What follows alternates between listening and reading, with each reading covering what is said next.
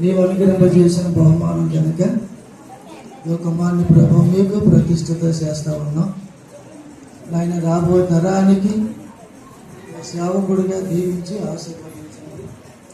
నీ సహాయముతో నింపండి నాయన. 4వ తరము సేవకు సిద్ధపరచుకొని తరతరాలు కూడా నీ కృపలో జ్ఞాపం చేసుకుని కుటుంబాన్ని ప్రభు. అలాగే సారం నేషన్ ముందుగా కుమార్తెలు ఇచ్చారు.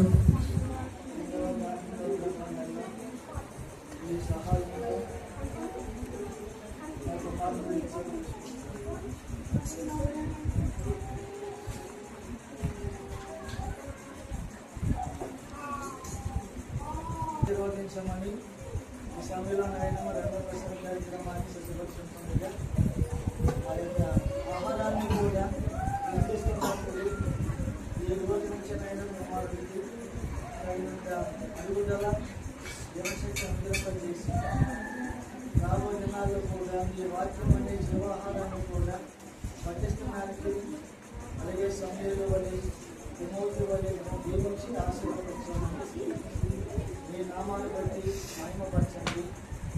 ఈ సహాయంతో నుంచి ఎదురుగా ఈ ప్రాప్తంగా నామాన్ని సేవలో లాభపడడానికి వాడుకోవడంలో దయచేయండి. అడిగి వేడుకొనుచున్నాను నా పరమ తండ్రి. హల్లెలూయా. దేవుని పాట ఉంటాయి.